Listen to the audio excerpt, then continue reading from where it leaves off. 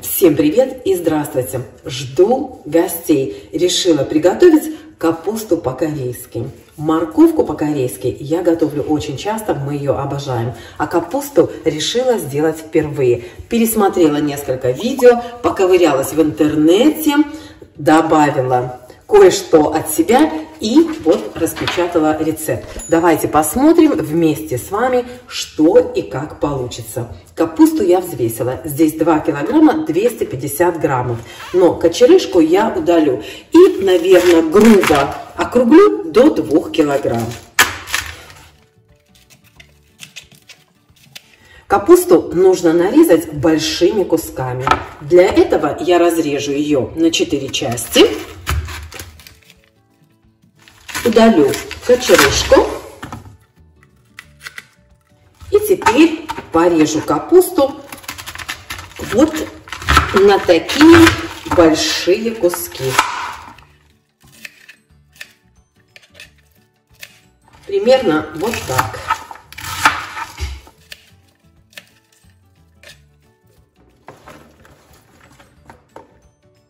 Можете порезать чуть мельче, если вам так удобней.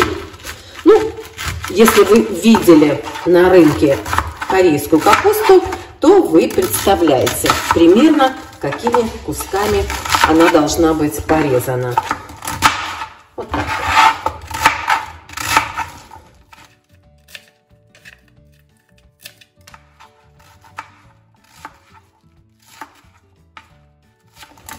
Вот так. Теперь капусту нужно хорошо посолить и дать ей немножко постоять. Если у вас остались вот такие большие кусочки, то их нужно разделить, отделить друг от друга, чтобы вся капуста хорошо просолилась. Вот эти, видите, вот такие кусочки нужно вот так разделить. Я взяла стандартную столовую ложку, в ней 20 миллилитров.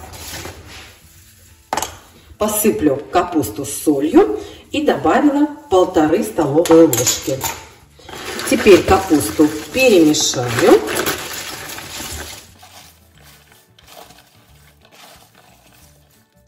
Во время перемешивания я прям чувствую, как эта капуста вся покрыта солью.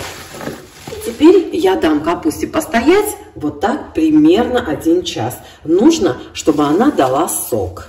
Стала чуть помягче.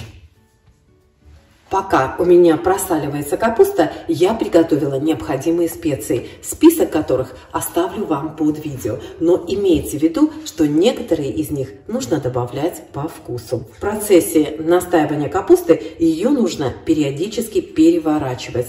Не мять, а просто переворачивать. Если вы обратите внимание, то даже сейчас уже она становится влажной. Смотрите, соль тает и вытягивает из капусты немножко сока. Поэтому периодически в течение часа я буду капусту переворачивать. Вот эти кусочки, смотрите, которые остаются, нужно обязательно разобрать, чтобы капуста вся хорошо просаливалась. Видите, я вроде бы все разобрала, но все равно остались вот такие вот кусочки.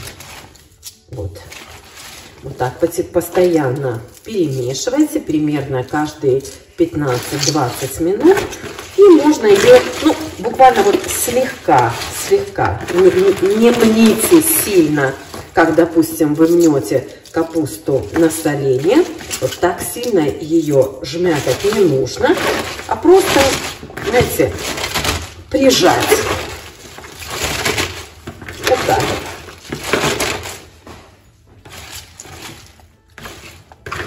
Как видите, уже, смотрите, она вся влажная. Если попадаются такие, знаете, большие кусочки, можете их порезать тоже, так, чтобы вам было удобно ее потом кушать. Как я уже сказала, я капусту такую делаю впервые. Я порезала такими кусочками, какими видела на видео. Но для себя потом определюсь, нужно ли мне резать ее чуть помельче или чуть покрупнее. Уже буду смотреть, как удобно нам. Вот и все. Оставлю опять. Видите, да? Смотрите, вот руки влажные уже. Я ее просто буквально вот так вот примять и все.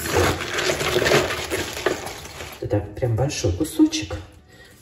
Так, порежу пополам. Оставлю еще на немножко. Кстати, посмотрю. Жидкости практически нет, там совсем немножко. Итак, прошло примерно 50-60 минут, около часа. И посмотрите, вся капуста стала намного мягче. Я ее перевернула вот так буквально 2 раза за час. И вот, знаете как, вот так перевернула и вот так прижала. Вот и все. Не жмякала ее сильно, как при засолке. Посмотрите, сколько там стекло жидкости. Вот, не знаю, вам видно или нет, но видите, да? Вот, посмотрите.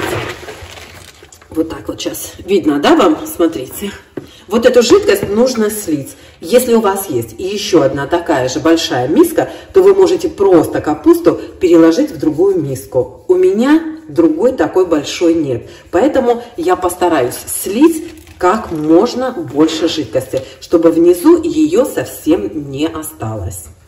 Ну вот, слила сколько могла, капуста еще влажная, поэтому я решила взять чистое посудное полотенце и вот так вот капусту промокнуть. Вот прямо на дно, вот так хорошенечко, вот прям до самого дна, чтобы вся лишняя жидкость впиталась в полотенце. Ну, там ее не очень много осталось, но все равно. Вот так промокните, то есть вот эта жидкость, она совершенно не нужна. Ну, видите, в принципе, я почти все слила. Бумажное полотенце я решила не брать на тот случай, если, ну, вдруг останутся кусочки бумаги в капусте. Вот, совершенно насухо, конечно, не получится, но хотя бы вот так вот. Теперь я налила масло в сковородку и поставлю это масло на огонь. Оно должно разогреться очень сильно, буквально закипеть. И пока нагревается масло, начнем собирать капусту. У меня здесь 250 грамм морковки. Морковка у меня мелкая, поэтому я взяла несколько штук. Если у вас есть крупная морковка, то возьмите, ну, парочку крупных. И теперь натираю морковку на корейской тертке. Что-то у меня не особо она корейская, но...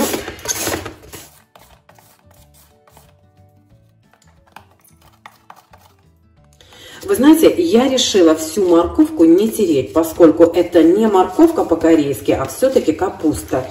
Вот взяла 2 морковки, то есть они у меня примерно 4 штуки одинакового размера, и там было 250 грамм. Ну, я так думаю, что здесь где-то 100 грамм, наверное. Видите? Вот, решила больше не брать, потому что, наверное, будет слишком много морковки. Видите, да? Мне кажется, достаточно. Все-таки...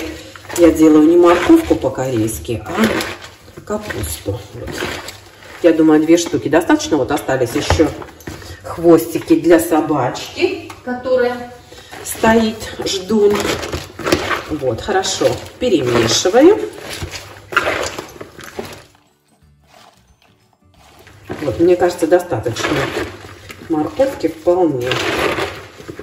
И теперь добавляю специи. Соль я не добавляю, поскольку соль там, как вы помните, уже была. Мне нормально, например. Я лучше потом подсолю. Добавляю сахар. Выдавливаю чеснок. Я взяла 5 зубчиков, но у меня они все разного размера. Если у вас крупный чеснок, возьмите чуть меньше. Если мелкий, возьмите чуть больше. Добавляю молотый кориандр. У меня это пол чайной ложки, поэтому я добавляю прям вот так вот много. Для цвета больше, чем для чего-либо другого, добавлю немножко куркумы. Примерно 1 чайную ложку. Но, опять же, это на ваше усмотрение. Можете добавить чуть больше. Что-то оно у меня... С куркумой осторожно, потому что все будет желтое. Вот эту ложку сразу сейчас... помою. Сюда же добавлю немножко черного перца и острый перец. Примерно пол чайной ложки. Поскольку делаю для гостей, сделаю не очень острое. А так, в принципе, добавляйте на свой вкус. Обратите внимание, что перец я насыпала в центр, как бы блюдо, да, у меня получилось. И чеснок тоже вот сюда выдавила прямо в серединку. Масло у меня хорошенечко разогрелось, вот идет пар уже от него. И теперь заливаю капусту этим горячим маслом.